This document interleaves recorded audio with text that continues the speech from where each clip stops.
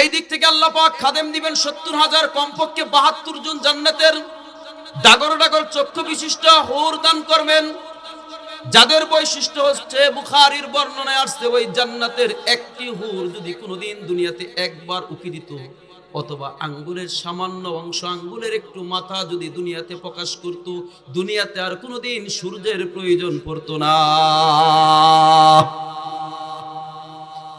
এদের চেহারার আলোক উজ্জ্বলতা এত হবে, নবীজি সাল্লাল্লাহু আলাইহি ওয়াসাল্লাম ইরশাদ করেন, ওই জান্নাতের ভিতরে যেই তুষকের উপরে, বিছানার উপরে ঘুমাবে, অবরুশিম মারফুআ।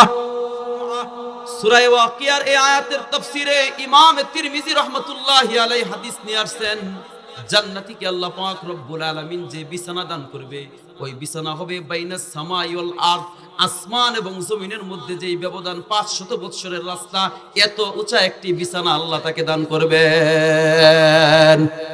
সম্মানিত হাজিরিন, যে আয়াতের অংশ তিলাওয়াত করেছি, আল্লাহ পাক রব্বুল আলামিন কালামে হাকিমের একাধিক স্থানে আল্লাহ পাক রব্বুল আলামিন তার হাবিব সাল্লাল্লাহু আলাইহি ওয়াসাল্লামকে সম্বোধন করে, সরাসরি হাবিবকে সম্বোধন করে পরোক্ষভাবে উম্মতকেও এখানে একটি নির্দেশ প্রদান করেছেন।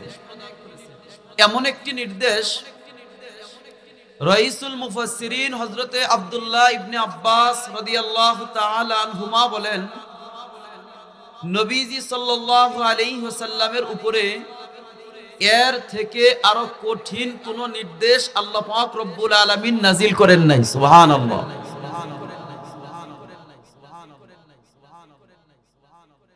তাকি ফাস্তাকিম কামা উমিরতা,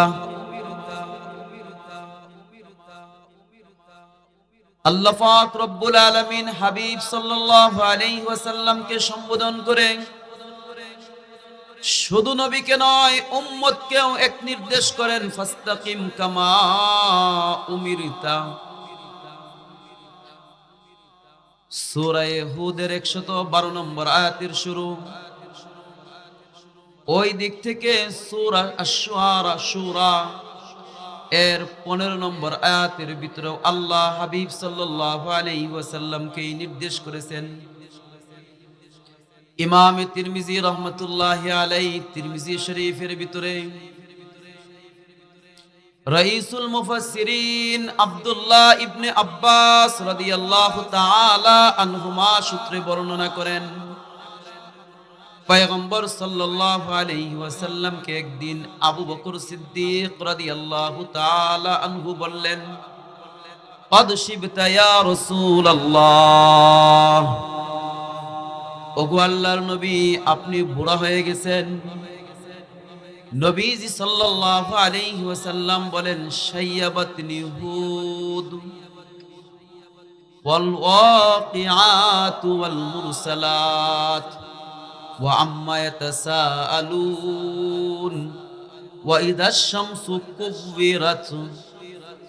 তিরমিজি শরীফের বর্ণনা, নবীজি বলেন, ও আবু বকর, আমি বুড়া হই নাই।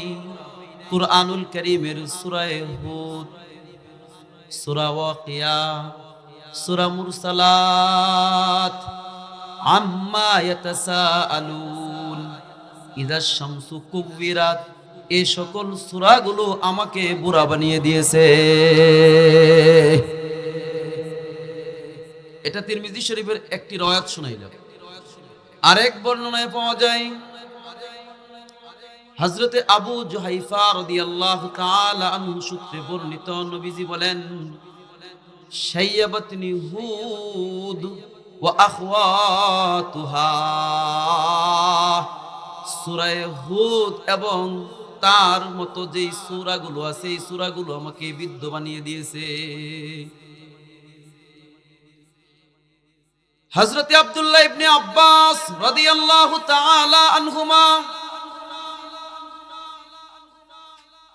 বর্তমান আমাদের দুনিয়ার কোন নন্দিত মুফাসসির নন, বিশ্ববরণ্য মুফাসসির আর আন্তর্জাতিক খ্যাতি সম্পন্ন মুফাসসির নন।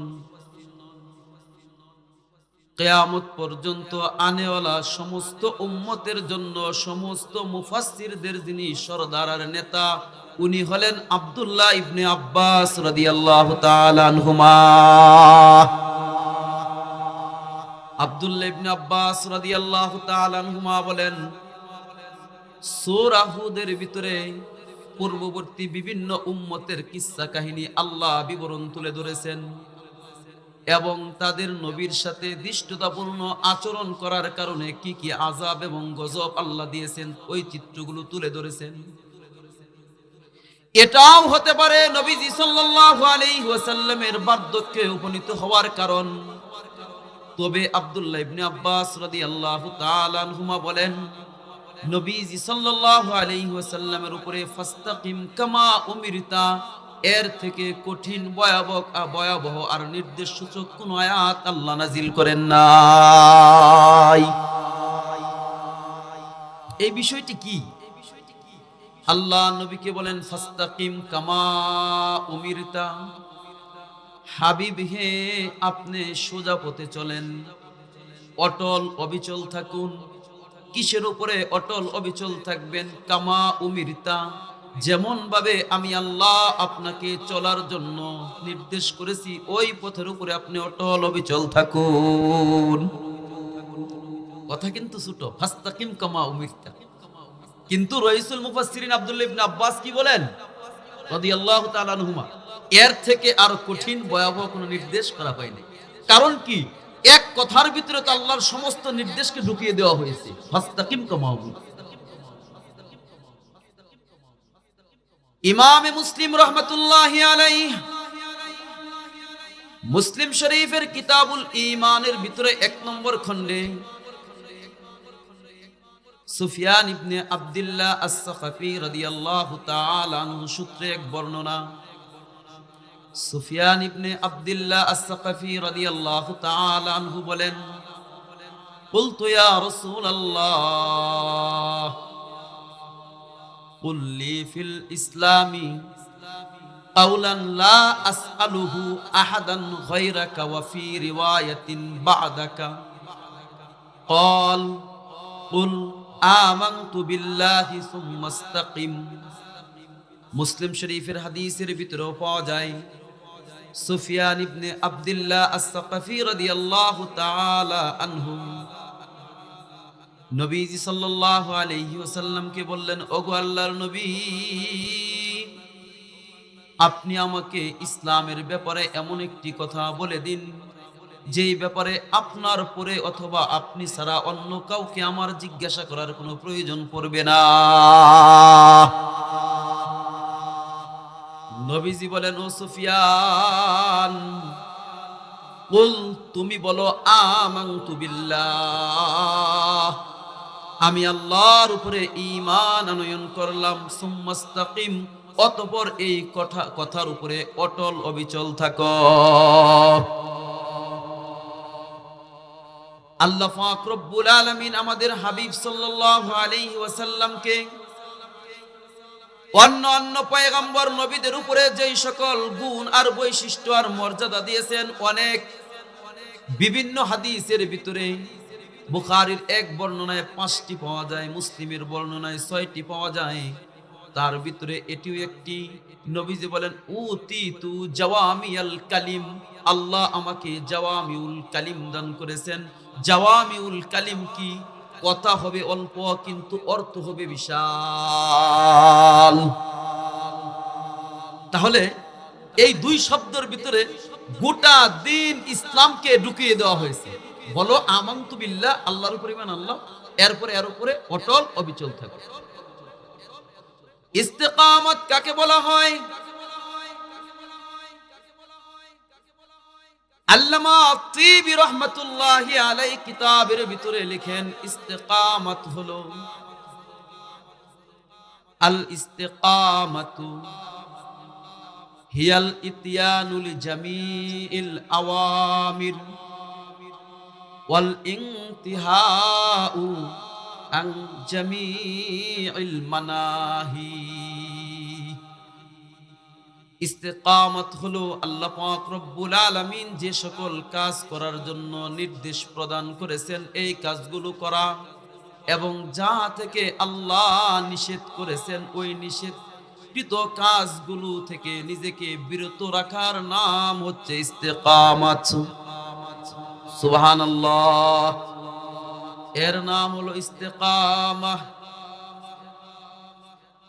আল্লামা ইমামে ফখরুদ্দিন রাজি রহমতুল্লাহি আলাইহি তাফসীরে কবীরের ভিতরে লিখেন, ইস্তেকামত হচ্ছে সমস্ত বাতিল আকায়েদ আকীদাগুলো থেকে নিজেকে মুক্ত রেখে সমস্ত উত্তম স্বভাব চরিত্র গুণ অর্জন করা এবং সকল আমলগুলোর ক্ষেত্রে বাড়াবাড়ি অতিরঞ্জিত আবার একবারেই সারাসারি বাইনাল ইফরাত ওয়াত তাফরিদ, বেশি বাড়াবাড়িও নয় আবার বেশি সারাসারিও নয়, এমন ভাবে নেক আমল করতে থাকা এবং সমস্ত বাতিল আকীদাগুলো থেকে নিজেকে মুক্ত রেখে উত্তম চরিত্র গ্রহণ করার নাম হলো ইস্তেকামাহ। এটা হচ্ছে ইস্তেকামত। সুফি সাধকদের পরিভাষায় ইস্তেকামত এটি এমন একটি গুণ, এমন এক সম্পদ যাকে বলা হয় আল ইস্তেকামাতু খায়রুম মিন আলফি কারামাহ। কোন বুজুর্গ থেকে হাজার কারামত অলৌকিক জিনিস প্রকাশ পাওয়া থেকে ইস্তেকামতের উপরে থাকা এটা বহু গুণে উত্তম। সুবহানাল্লাহ বলেন। আল্লামা ইমামে গাজালি রহমতুল্লাহি আলাইহি লিখেন, ইস্তেকামতের উপরে থাকা হচ্ছে ব্যক্তি নিজেকে পুলসিরাতের উপরে রাখা। আল্লাহ পাক রব্বুল আলামিন হাবিব সাল্লাল্লাহু আলাইহি ওয়াসাল্লামকে সম্বোধন করে নবী এবং নবীর উম্মাহকে যেই নির্দেশ দিলেন যে আমি আল্লাহ আপনাকে এবং আপনার উম্মতকে যেভাবে চলার জন্য নির্দেশ দিয়েছি এর উপরে আপনি অটল এবং অবিচল থাকুন। যদি কেউ এর উপরে অটল এবং অবিচল থাকতে পারে আল্লাহ পাক রব্বুল আলামিন তাকে কি পুরস্কারে পুরস্কৃত করবেন। কালামে হাকিমের ভিতরে 24 নম্বর পারার সূরা হামিম আস-সিজদা 30 নম্বর আয়াতের ভিতরে আল্লাহ নিজে ঘোষণা করেন, ইন্নাল্লাযীনা ক্বালু রাব্বুনাল্লাহ সুম্মা ইসতাকামু তাতানাজ্জালু আলাইহিমুল মালাইকা আল্লা তাখাফু ولا تحزنوا وأبشروا بالجنة التي كنتم توعدون।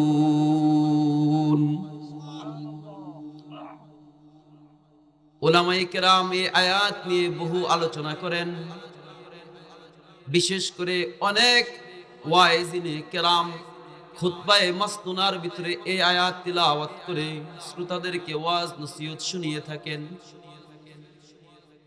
তা হলো কি, আল্লাহকে যারা রব হিসাবে স্বীকারোক্তি দিবে এর উপরে অটল অবিচল থাকবে। অটল অবিচলের অর্থ হলো আল্লাহ পাক রব্বুল আলামিনের সমস্ত নির্দেশগুলোকে মান্য করবে এবং সমস্ত নিষেধাজ্ঞা বস্তু থেকে নিজেকে বিরত রাখবে। ওই ব্যক্তির জন্যই আল্লাহ পরবর্তী পুরস্কারগুলোর ঘোষণা করেছেন।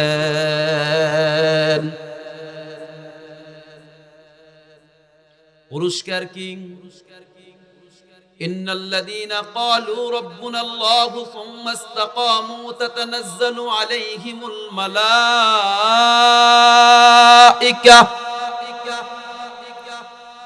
আল্লাহ বলেন, আমার যে সকল বান্দা এবং বান্দিগণ আমি আল্লাহকে রব হিসেবে স্বীকারোক্তি দেওয়ার পর অটল অবিচল থাকবে, এই কথার উপরে আমার নির্দেশিত পথে চলবে, আমার নিষেধ করা পথ থেকে নিজেকে বিরত রাখবে, ওদের জন্য আমি আল্লাহ রহমতের ফিরিস্তা নাজিল করব।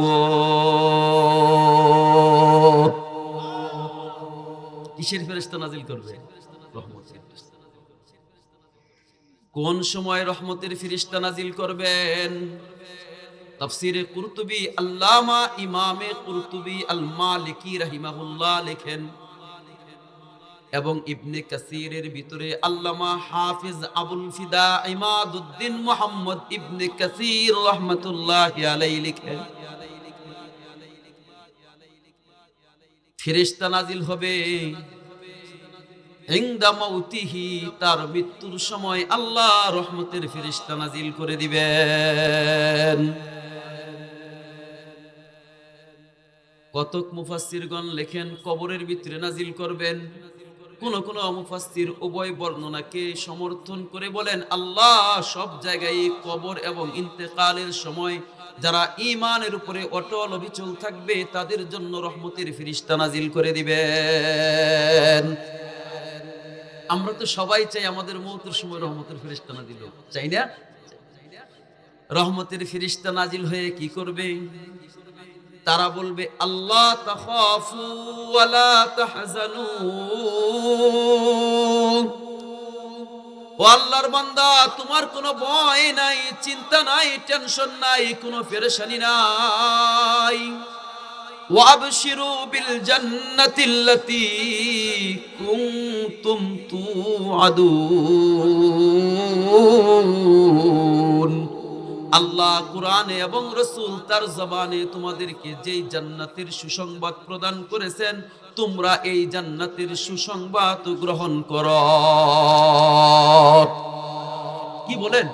আমার আপনার মওতের সময় যদি রহমতের ফেরেশতারা নাজিল হয়ে বলে তোমার কোনো ভয় নাই, চিন্তা নাই, তুমি চিন্তিত হবে না, জান্নাতের সুসংবাদ গ্রহণ করো, তাহলে কি মওতের কষ্ট যে কষ্ট হবে, ওই জান্নাতের দৃশ্য দেখার পর, এই ফেরেশতাদের থেকে এই সুসংবাদ পাওয়ার পর আমাদের কাছে কি মওতের কষ্ট আর কষ্ট বলে মনে হবে? কি বলেন? ফেরেশতা নাজিল হয়ে বলবেন চিন্তা নাই, টেনশন নাই, পেরেশানি নাই, জান্নাতের সুসংবাদ গ্রহণ করো, যেই জান্নাতের ওয়াদা আল্লাহ তোমাদের সাথে করেছেন। কেমন জান্নাত, কেমন জান্নাত! আল্লাহ পাক রব্বুল আলামিন পরবর্তী আয়াতের ভিতরে তুলে ধরেন, ফেরেশতারা বলবেন নাহনু আউলিয়াউকুম ফিল হায়াতিদ দুনিয়া ওয়া ফিল আখিরাহ ওয়া লাকুম ফিহা মা তাশতাহি আনফুসুকুম ওয়া লাকুম ফিহা মা তাদউন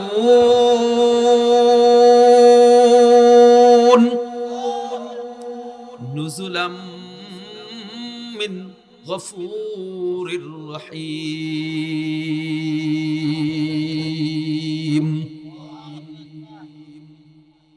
আল্লাহ 30 নম্বর আয়াতের ভিতরে কিছু বললেন,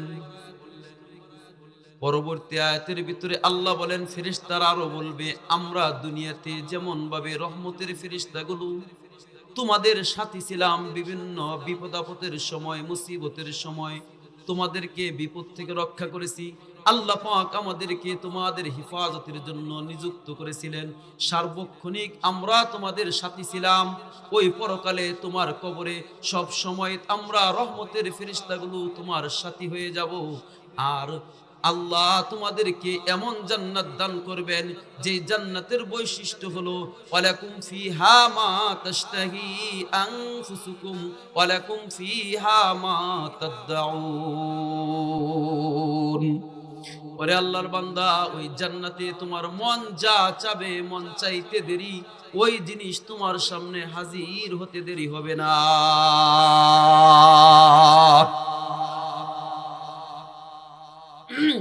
দুনিয়াতে আমি আর আপনি যত বড় সম্পদশালী হই না কেন, যত টাকা পয়সা অর্থ করি থাকুক না কেন, মন যখন যা চায় তা কিন্তু কোনো সময় খাওয়া সম্ভব হয়, কোনো সময় মন হাজার চাইলেও সম্ভব হয় না।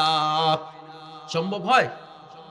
বাজারে গেছেন, ওই জিনিস ওই দিন নাই, এমন তো হয়? এমনি সচরাচর খুব পাওয়া যায়। আল্লাহ পাক রব্বুল আলামিন এই জায়গায় বললেন, তোমাদের মন যা চাইবে আল্লাহ তোমাদেরকে ওই জান্নাতে তাই দিবেন। অন্যত্র আল্লাহ পাক রব্বুল আলামিন বলেন, ওই জান্নাত তো এমন জান্নাত, আল্লাহ পাক রব্বুল আলামিন 21 নম্বর পারার সূরা সাজদার 17 নম্বর আয়াতে আল্লাহ বলেন, ফালা তা'লামু নাফসুম মা উখফিয়া লাহুম মিন কুররাতি আ'য়ুন। বান্দা বান্দি জানে না আল্লাহ পাক রব্বুল আলামিন তাদের চক্ষুকে শীতল করার জন্য জান্নাতে কি ধরনের নাজ নিয়ামত প্রস্তুত করে রেখেছেন।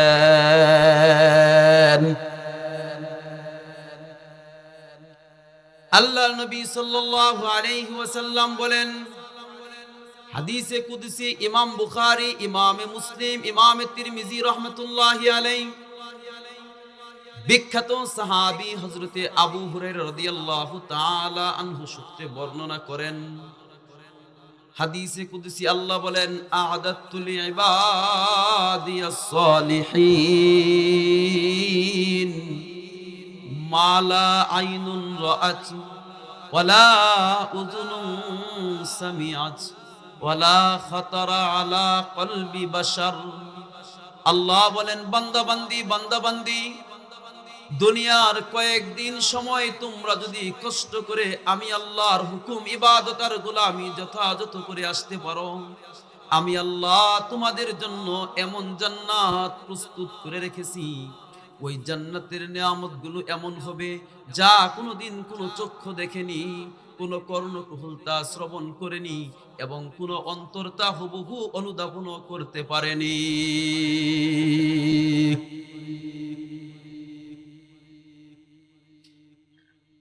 আল্লাহ পাক রব্বুল আলামিন কালামে হাকিমের ভিতরে যা বলেছেন, পয়গম্বর পরে বলেন, ইনশিতুম ফাকরা, যদি তোমরা চাও তেলাওয়াত করো, ফালা তা'লামু নাফসুম মা উখফিয়া লাহুম মিন কুররাতি আ'য়ুন। তোমাদের চক্ষুকে শীতল করার জন্য আল্লাহ জান্নাতে কি যে তোমাদের জন্য লুকিয়ে রেখেছেন যা তোমরা দেখো না। এগুলো এমন নিয়ামত। বুখারী শরীফের বর্ণনায় আসছে, বুখারীর 144 নম্বর পৃষ্ঠায় রওয়ায়াত আসছে, পয়গম্বর সাল্লাল্লাহু আলাইহি ওয়াসাল্লাম একদিন সূর্যগ্রহণের নামাজ আদায় করতেছেন। নামাজরত অবস্থায় মসজিদের দেওয়ালের দিকে, সামনের দিকে নবী হাত বাড়িয়ে দিলেন, সুবহানাল্লাহ। আবার পিছনের দিকে সরে আসলেন, হাত গুটিয়ে নিলেন। সাহাবায়ে কেরাম প্রশ্ন করেন, ইয়া রাসূলুল্লাহ, ইয়া হাবিবাল্লাহ, কি ব্যাপার? কোনদিন তো নামাজের ভিতরে আপনাকে এমন করতে দেখিনি, আজকে যা দেখলাম নতুন কোন বিধান আসলো নাকি যে নামাজের ভিতরে সামনে হাত বাড়িয়ে অগ্রসর হতে হবে? নবীজি বলেন, না, নামাজের ভিতরে নামাজরত অবস্থায় আল্লাহ পাক রব্বুল আলামিন আমার সামনে জান্নাতের চিত্র তুলে ধরেছিলেন। আমি সেখানে আঙ্গুরের ছড়া দেখতে পেলাম। যদি আমি একটি গ্রহণ করতে পারতাম, নিতে পারতাম, ধরতে পারতাম, লা আকালতুম মা বাকিয়াতিদ দুনিয়া, দুনিয়া যতদিন বাকি থাকতো কিয়ামত পর্যন্ত তোমরা সেখান থেকে খেয়েও জান্নাতের এক জুকা বা এক ছড়া আঙ্গুর তোমরা খেয়ে শেষ করতে পারতে না। এমন জান্নাত আল্লাহ রাখছেন। আল্লাহ পাক রব্বুল আলামিন জান্নাতীদেরকে সর্বনিম্ন কোন রকমে যেই ব্যক্তি জান্নাতের ভিতরে প্রবেশ করবেন, ওই ব্যক্তিকেও জান্নাতে যে ঘরগুলো দান করবেন, ওই ঘরের ব্যাপারে বুখারীর বর্ণনায় আসছে, লাবিনুহু মিন ফিদ্দা ওয়া লাবিনুহু মিন যাহাব।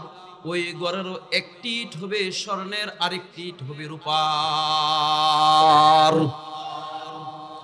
দুই ইটের মধ্যে সংযোগ করা হবে দুনিয়ার যেমন সিমেন্ট, বালি আর পানি, তা নয়, সেখানে হবে দামি দামি সেখানকার সুগন্ধি মেশকে, আম্বর আর কস্তুরী।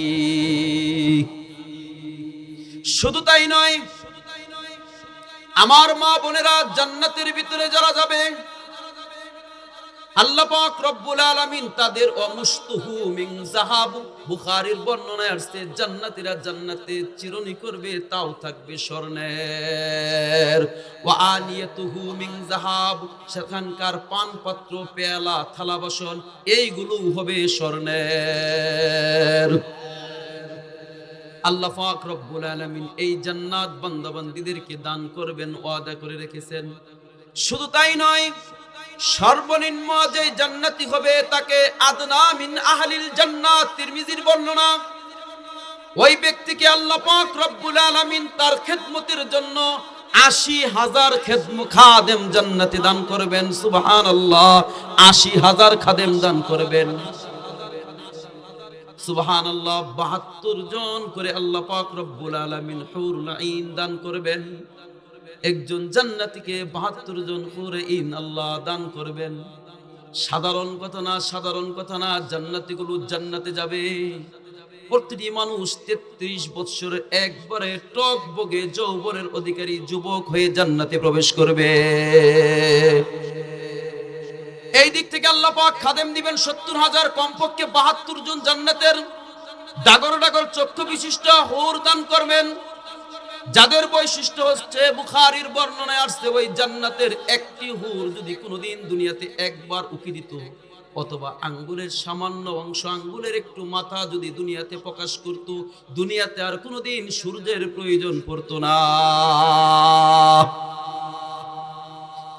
এদের চেহারার আলোক উজ্জ্বলতা এত হবে, নবীজি সাল্লাল্লাহু আলাইহি ওয়াসাল্লাম ইরশাদ করেন, ওই জান্নাতি জান্নাতের ভিতরে যেই তুষকের উপরে, বিছানার উপরে ঘুমাবে, অবরুশিম মারফুআ।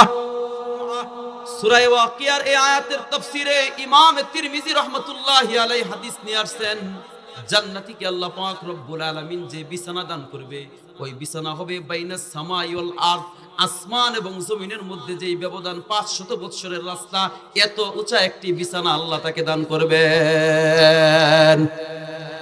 বলবেন যে হুজুর তাহলে উঠবো কেমনে?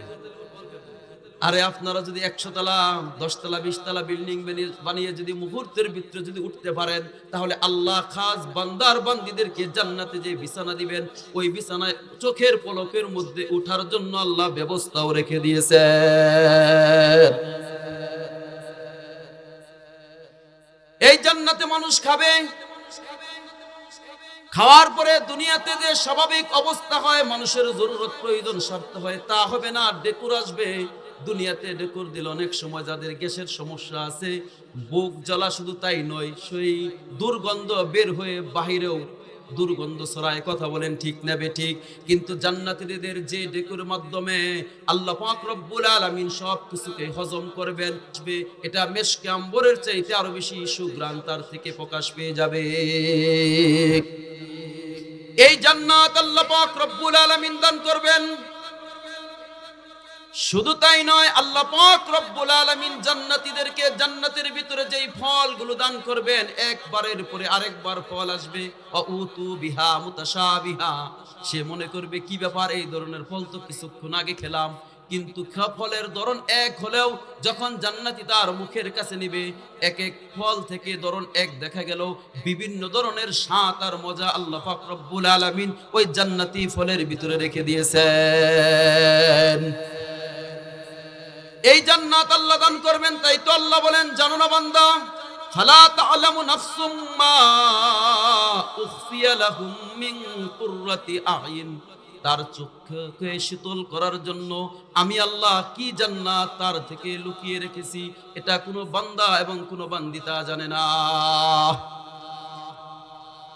সুনানে নাসাই এবং আবু দাউদ শরীফের ভিতরে হাদিস আসছে, আবু হুরায়রা রাদিয়াল্লাহু তাআলা আনহু সূত্রে বর্ণিত, আল্লাহ তো জান্নাতকে এমন ভাবে সাজিয়েছেন, যখন জান্নাত বানানোর পর জিবরাইলকে বললেন, ইজহাব ফানজুর ইলাল জান্নাহ, ও জিবরাইল যাও আমার জান্নাত দেখে আসো। জিবরাইল আলাইহিস সালাতু ওয়াস সালাম জান্নাতের নাজ নিয়ামতগুলো দেখে এসে বলে, আল্লাহ তুমি এই জান্নাতকে এমন ভাবে সাজিয়েছো, যে এইগুলোর কথা শুনবে কেউ এখানে প্রবেশ না করে আর থাকবে না, সবাই তো জান্নাতে প্রবেশ করবে।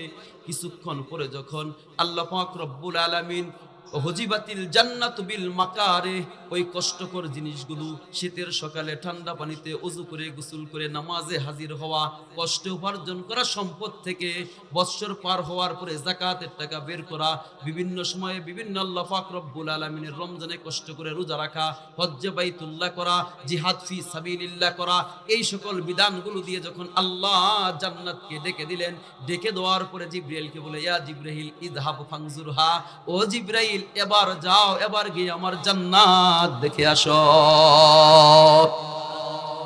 জিবরাইল আলাইহিস সালাম বলে, আল্লাহ যা দিয়ে আপনি ডাকছেন এখন তো মনে হয় কেউ বুঝি এখানে প্রবেশ করতে পারবে না।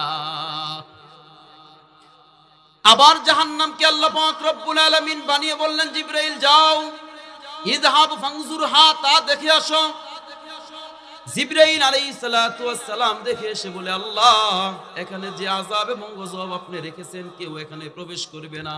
এরপরে যখন ওই নাচ গান, আমোদ প্রমোদ, সুদের টাকার মজা, বিভিন্ন দুর্নীতি, অবৈধ টাকা, চাঁদাবাজি, গুন্ডামি আর মাস্তানি, এই জিনিসগুলো দ্বারা জাহান্নামকে ডেকে দেওয়া হলো। এরপরে বলা হলো, জিবরাইল যাও ফানজুরহা, এবার তুমি তা দেখে আসো। জিবরাইল বলে, আল্লাহ আমার তো মন বলে এখানে সবাই চলে যাবে। নাউজুবিল্লাহ। আল্লাহ পাক তাই তো পয়গম্বর বলেন, হুজিবাতিল জান্নাতু বিল মাকারি ওয়া হুজিবাতিন নার বিশাহওয়াত। বুখারীর বর্ণনা, জান্নাতকে আল্লাহ কষ্টদায়ক বস্তু দ্বারা ডেকে রেখেছেন, আর জাহান্নামকে রং জড়ার আর আনন্দ ফুর্তি উল্লাসের জিনিস দিয়ে আল্লাহ ডেকে রেখেছেন। আল্লাহ পাক রব্বুল আলামিন এমন জান্নাত রেখেছেন, এক আয়াতে আল্লাহ বললেন, যা মন চাবে তা সাথে সাথে তার কাছে চলে আসবে। অন্য আয়াতের ভিতরে আল্লাহ বললেন, বান্দা জানো না তোমার জন্য কি আমি প্রস্তুত করে রেখেছি। 26 নম্বর পারা সূরা কাফের ভিতরে আল্লাহ পাক রব্বুল আলামিন 35 নম্বর আয়াতের ভিতরে বলেন, লাহুম মা ইয়াশাউনা ফিহা ওয়ালাদাইনা মাজিদ। লাহুম মা ইয়াশাউনা ফিহা ওয়ালাদাইনা মাজিদ। ইমামে আহমদ ইবনে হাম্বল, হাম্বলি মাযহাবের ইমাম, জগৎ বিখ্যাত এক মুহাদ্দিস, যে ইমামে আহমদ ইবনে হাম্বল এবং তার ছেলে আব্দুল্লাহ ইবনে আহমদ, দুই বাপ এবং বেটা মিলে পয়গম্বরের একটি হাদিসের একটি কিতাব লিখেছেন, যেই কিতাবে পয়গম্বরের 40,000-এর মতো হাদিস একত্রিত করেছেন।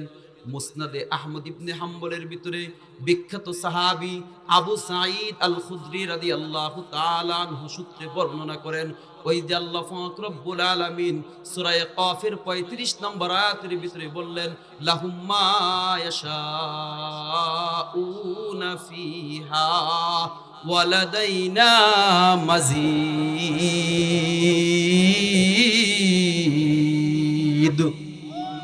আমি আল্লাহ তার মন যা চাবে তা দিব, এরপরও আরো অতিরিক্ত রয়েছে। বলেন কি রয়েছে? ওয়ালাদাইনা মাজিদ। আল্লাহ বলেন, বান্দা যা চাবে তা তো দিব, আমার কাছে আরো অতিরিক্ত রয়েছে, মাজিদ রয়েছে, মাজিদ রয়েছে। মাজিদের ব্যাখ্যা ইমামে আহমদ ইবনে হাম্বল রাহমাতুল্লাহি আলাইহি নবীজির হাদিস দ্বারা এভাবে করেন। আবু সাঈদ আল খুদরি রাদিয়াল্লাহু তাআলা আনহু বলেন, জান্নাতি ব্যক্তি একদিন জান্নাতের ভিতরে এমন ভাবে টেক লাগিয়ে বসে থাকবে, এক জায়গায় বসে থাকবে, কিন্তু তার সিংহাসনটা হবে এমন, একটি মসনদের ভিতরেই 70টা স্তর হবে। এজন্য বলা হয়েছে জায়গা থেকে পরিবর্তন হওয়া ছাড়াই এক জায়গায় 70টি মসনদের ভিতরে টেক লাগিয়ে বসে থাকবে। সুবহানাল্লাহ। জান্নাতি পরিবেশ, এটা বোঝা সম্ভব নয়। টেক লাগাবে এক জায়গায়, কিন্তু 70টা সিংহাসনে বসা আছে এক জায়গায় বসে, এমন ভাবে বসা। হঠাৎ করে সে দেখবে কে জানি ফাইদা ইমরাতুন, মাজিদের ব্যাখ্যা চলতেছে, একজন মহিলা এসে পিছন দিক থেকে তাকে একটু খোঁচা দিবে এবং তাকে সালাম দিবে। আসসালামু আলাইকা, সালাম দেওয়ার পরে ওই জান্নাতি ব্যক্তি তার দিকে একটু তাকিয়ে দেখবে, তাকানোর সাথে সাথে ওই মহিলার গালের দিকে তার নজর গিয়ে পড়বে। ওই ব্যক্তি নজর যখন তার ভিতরে পড়বে, নবীজির বর্ণনা হলো তার গালের ভিতরে, তার শরীরের ভিতরে আদনা সর্বনিম্ন যে মণিমুক্তা রয়েছে, তার ভিতরে সর্বনিম্ন যেগুলো আছে, এইগুলোই তো এত আলোক উজ্জ্বল, এত আলোক উজ্জ্বল, এত আলোক উজ্জ্বল, এত আলোক উজ্জ্বল। নবীজি বলেন তা যদি দুনিয়াতে প্রকাশ করা হতো, মাশরিক থেকে মাগরিব পর্যন্ত পুরা দুনিয়া আলোকিত হয়ে যেত, কোনোদিন আর অন্ধকার আসতো না।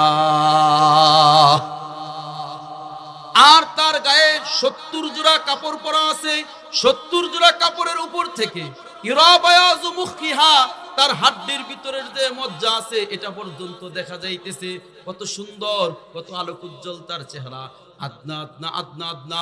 এবং তার মাথায় যে তাজ আর মুকুট রয়েছে, ওই তাজ আর মুকুটের ভিতরে যে মণিমুক্তা দ্বারা কারুকার্য করা, তার ভিতরে আদনা থেকে আদনা সর্বনিম্ন মণিমুক্তাগুলো এত আলোকিত, পয়গম্বর বলেন দুনিয়াতে দিলে আর কোনোদিন দুনিয়াতে অন্ধকার আসতো না।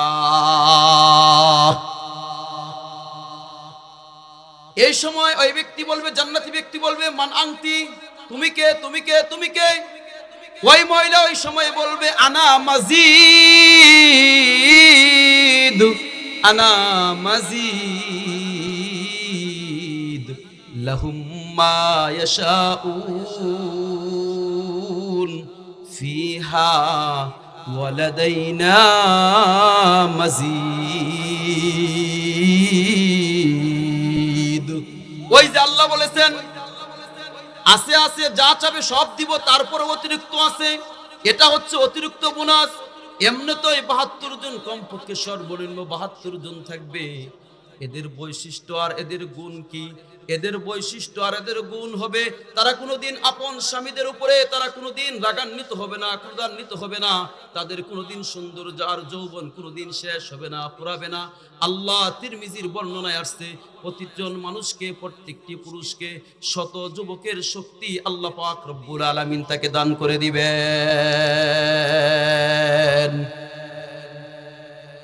আল্লাহ পাক রব্বুল আলামিন ওই জান্নাত আমাদের জন্য প্রস্তুত করে রেখেছেন।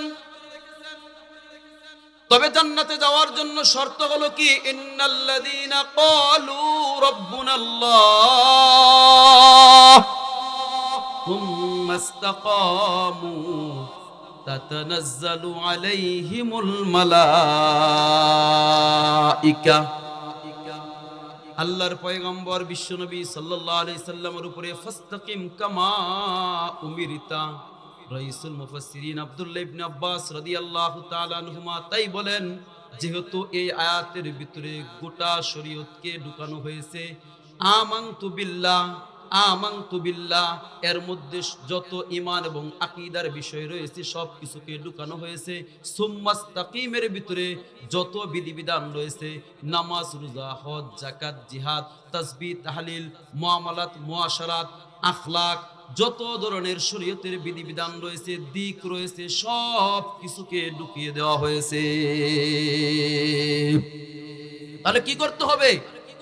শুধু আল্লাহর উপরে ঈমান আনলে যথেষ্ট নয়। হ্যাঁ, ঈমানের কারণে একদিন মানুষ জান্নাতে যাবে বটে, তবে দুখুলে আউয়ালে মাররা, সর্বপ্রথম জান্নাতে যাওয়ার জন্য নেক আমলের প্রয়োজন রয়েছে।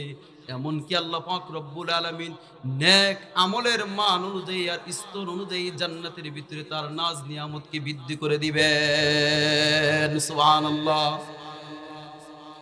আল্লাহ পাক রব্বুল আলামিন জান্নাত এত সুন্দর করে সাজিয়ে রেখেছেন। শুধু তাই নয়, শুধু তাই নয়, জালিলুল কদর একজন তাবেঈ, নাম হলো তার সাঈদ ইবনুল মুসাইয়্যিব রাহমাতুল্লাহি আলাইহি। সাঈদ ইবনুল মুসাইয়্যিব রাহমাতুল্লাহি আলাইহি মদিনার সাহাবায়ে কেরামের পরবর্তী যুগের সব থেকে বড় উল্লেখযোগ্য 7 জন মুফতি সাহেবদের ভিতরে একজন হলেন সাঈদ ইবনুল মুসাইয়্যিব রাহিমাহুল্লাহ। সাঈদ ইবনুল মুসাইয়্যিব রাহিমাহুল্লাহ উনি হচ্ছেন বিখ্যাত সাহাবী হযরতে আবু হুরায়রা রাদিয়াল্লাহু তাআলা আনহুর শাগরেদ। আবু হুরায়রা রাদিয়াল্লাহু তাআলা আনহু একদিন সাঈদ ইবনুল মুসাইয়্যিবকে বলে, ও সাঈদ, আল্লাহ পাক রব্বুল আলামিন যেন তিরমিজি শরীফের বর্ণনা জান্নাতের বাজারের ভিতরে তোমাকে এবং আমাকে একত্রিত করে দেন। সুবহানাল্লাহ। সাঈদ ইবনুল মুসাইয়্যিব বলেন, কি বলেন আপনি? জান্নাতেও বাজার আছে। আবু হুরায়রা রাদিয়াল্লাহু তাআলা আনহু বলেন, ও সাঈদ, জান্নাতেও বাজার আছে, তবে জান্নাতের বাজারে দুনিয়ার মতো এরকম ধান, চাউল, ভুট্টা, আটা এগুলো ক্রয় বিক্রয় হবে না। জান্নাতের বাজারের ভিতরে যা পাওয়া যাবে তা হচ্ছে মানুষের সুরত, চেহারার আকৃতি। জান্নাতের বাজারে জান্নাতীরা যাবে, সেখানে মানুষের আকৃতি থাকবে সুন্দর সুন্দর, যার যেটা ভালো লাগবে ওই আকৃতি নিয়ে সে চলে আসবে। সুবহানাল্লাহ। আল্লাহ পাক রব্বুল আলামিন এক কথায় জান্নাতি ব্যক্তি জান্নাতে যাওয়ার পরে যা চাবে আল্লাহ পাক রব্বুল আলামিন তাকে চির স্বাধীনতা দান করবেন, এবং সেখানে কোনো জিনিস নেই মানুষকে যা আনন্দ দেয় এমন কোনো জিনিস আল্লাহ অনুপস্থিত রাখবেন না। এজন্যই তো ইমানদার মুমিনদের জন্য দুনিয়াতে একটু হিসাব করে শুধু চলা। দুনিয়াতে অনেক কিছু আছে, কিন্তু যা মন চায় তা করা যায় না, যা মন চায় তা খাওয়া যায় না, যা বুক করতে মন চায় তা বুক করা যায় না। কিন্তু এই দুনিয়ার পুরা উল্টো চিত্র হলো জান্নাতে। মুমিনরা দুনিয়াতে সামনে অনেক কিছু ছিল, ইচ্ছা করলে গায়ে শক্তি ছিল, করতে পারতো, খেতে পারতো, কিন্তু আল্লাহকে ভয় করে আল্লাহর বিধান মানতে গিয়ে সেটা খায়নি, বক্ষণ করেনি, ব্যবহার করেনি। এজন্য আল্লাহ পাক রব্বুল আলামিন পুরা চিত্র উল্টে দিবেন, পুরা চিত্রটাই উল্টে দিবেন। সেখানে যা মন চাইবে তা সে পাবে, যখন মনে চাবে তা সে পাবে, যা মন খাইতে চাইবে তা সে খাবে, যা পড়তে চাইবে তা পড়তে পারবে, যে বালাখানায় যেমন সে তার ভালো লাগবে আল্লাহ পাক রব্বুল আলামিন তার জন্য ওই জায়গায় ওই সময় ওই অবস্থার সৃষ্টি করে দিবেন।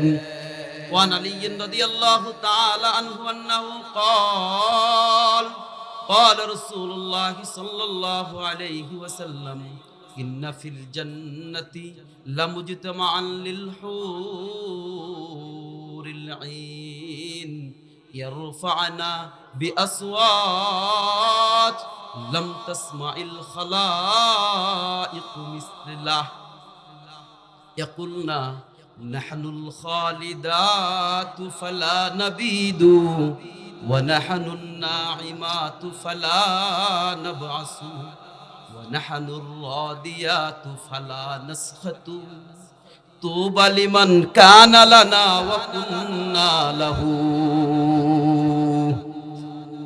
হযরতে আলী কাররামাল্লাহু ওয়াজহু বলেন, ইন্না ফিল জান্নাতি লামুজতামান, জান্নাতে এমন একটি সমাবেশ হবে, মিলন মেলা হবে।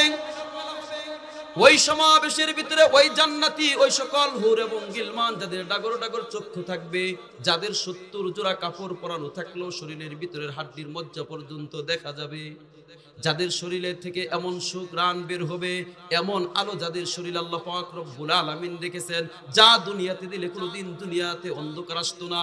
এ সকল হুরুল আইনগুলো সেই সমাবেশে একত্রিত হয়ে জমা হয়ে তারা তাদের কণ্ঠে গাইতে থাকবে, নাহনুল খালিদাতু ফালা নাবিদু ওয়া নাহনুন নাইমাতু ফালা নাবআসু ওয়া নাহনুর রাদিয়াতু ফালা নাসখাতু তুবা লিমান কানা লানা ওয়া কুন্না লাহু। আমরা আল্লাহর এমন সৃষ্টি হয়েছি তো হয়েছি, কোনোদিন আমাদের ধ্বংস নাই, আমরা কোনোদিন ধ্বংস হব না। আমরা আল্লাহর এমন সৃষ্টি, আমরা কোনোদিন পুরাতন হব না। আল্লাহ যেমন ভাবে সৃষ্টি করেছেন শুধুমাত্র আমাদের থেকে নতুনত্বই প্রকাশ পাবে। আমরা এমন সৃষ্টি, আমরা কোনোদিন আল্লাহ যে সকল স্বামীদেরকে আমাদের জন্য দান করেছেন তাদের উপরে আমরা কোনো সময় ক্রোধান্বিত হব না, রাগান্বিত হব না, কোনোদিন অসন্তুষ্ট হব না, কোনোদিন অসন্তুষ্ট হব না। কাজেই ধন্যবাদ হলো ওই সকল ব্যক্তিদের জন্য, লোকদের জন্য যাদের জন্য আল্লাহ আমাদেরকে সৃষ্টি করেছেন, যাদের জন্য আল্লাহ আমাদেরকে সৃষ্টি করেছেন, এবং আমাদেরকে যাদের জন্য সৃষ্টি করেছেন। এই সমাবেশে যাইতে চান নাকি? এই মাহফিলে যাইতে চান? এই মাহফিলে যদি কেউ যেতে চায় তাহলে আজকে দুনিয়ার ওই পসাগান্দা যে সকল গানের অনুষ্ঠান রয়েছে, ওই গানের অনুষ্ঠানে যারা গান গায় তাদের বৈশিষ্ট্য তাদের থেকে পুরা ভিন্ন, পুরা ব্যতিক্রম। ওই জান্নাতের ওই মহিলাদের কোনোদিন মাসে যে সমস্ত সমস্যা হয় এগুলো হবে না, শরীর কোনোদিন গামাবে না, কোনোদিন সেই আপনার কি বলেন নাক দিয়ে ময়লা, সে তারপরে ঠান্ডা লাগলে কোনো ময়লা, এই ধরনের কোনো ময়লা আবর্জনা কোনোদিন শরীর থেকে আসবে না। শুধুমাত্র বেশকে আম্বর এবং জান্নাতি উন্নত সুগন্ধি আর সুগন্ধির গ্রাম তাদের শরীর থেকে আসবে। এরাও তো জান্নাতে আমাদেরকে গান শোনাবে। যদি হে যুবক জান্নাতি তাদের কাছ থেকে গান শুনতে চাও, তাহলে এই দুনিয়ার গান থেকে নিজেকে ফিরিয়ে রাখতে হবে, নিজেকে ফিরিয়ে রাখতে হবে। কারণ এই গান বাজনা তো মানুষকে এমন ক্ষতি করে। ওয়ান জাবির ইবনে আব্দুল্লাহ রাদিয়াল্লাহু তাআলা আনহুমা আন্নাহু ক্বাল ক্বালা রাসূলুল্লাহ সাল্লাল্লাহু আলাইহি ওয়াসাল্লাম ইন্নাল গিনা ইমবিতু ফিল কলব, ইন্নাল গিনা ইমবিতু ফিল কলব, ইন্নাল গিনা ইমবিতুন নিফাকা ফিল কলব কামা ইমবিতুল মাউজ যারআ।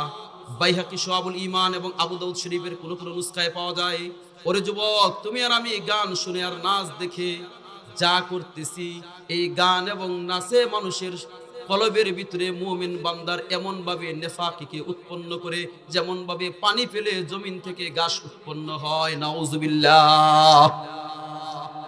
এর দ্বারা আমাদের ঈমানের তো মারাত্মক ক্ষতি করতেছি। ঈমান এবং আমলের জন্য এত মারাত্মক ক্ষতি, এত মারাত্মক ক্ষতি। ঈমানের ভিতরে কলবের ভিতরে এমন ভাবে ক্ষতি হয়, যে কারণে মানুষের ওয়াজ মাহফিলে আসলে আর ভালো লাগে না, মসজিদ মাদ্রাসা উলামায়ে কেরাম দেখলে ভালো লাগে না, মসজিদ থেকে আজানের ধ্বনি কানে শুনলে আর মসজিদে নামাজে যেতে মন চায় না। আজকে আমরা কলবকে নষ্ট করেছি, পচা গান্দা করে ফেলেছি।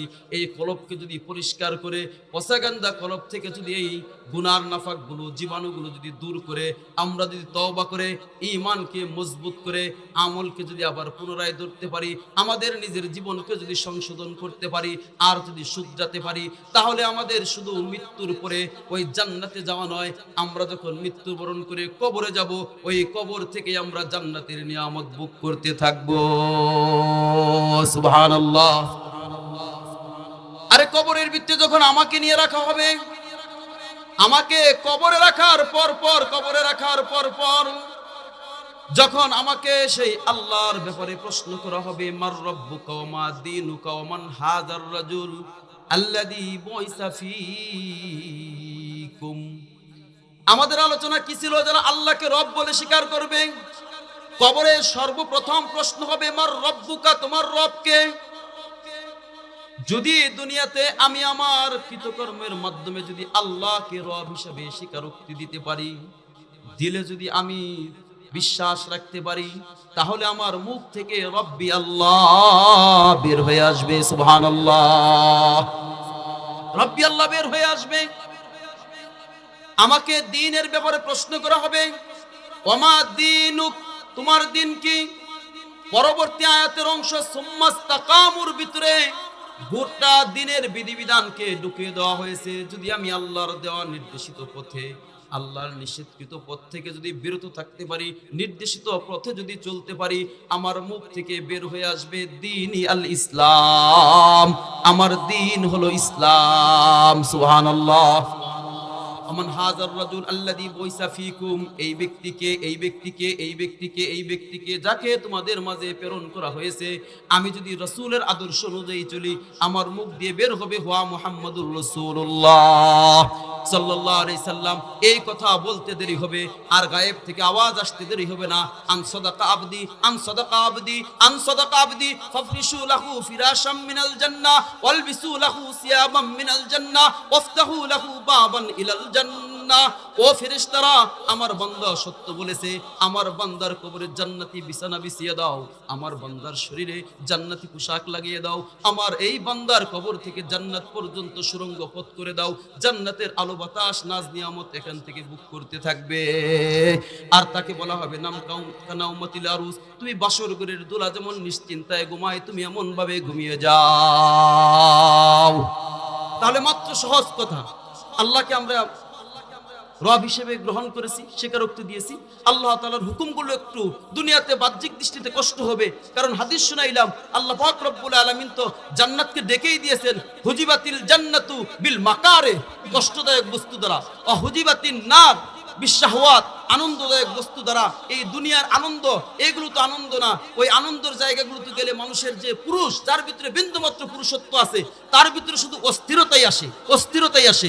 আল্লাহ পাক রব্বুল আলামিন আমাদেরকে ঈমান এবং নেক আমলের উপরে অটল অবিচল থেকে দুনিয়া থেকে বিদায় গ্রহণ করার তৌফিক দান করুন। ওমা আলাইনা ইল্লাল বালাগ। আসসালামু আলাইকুম ওয়া রাহমাতুল্লাহি ওয়া বারাকাতুহু।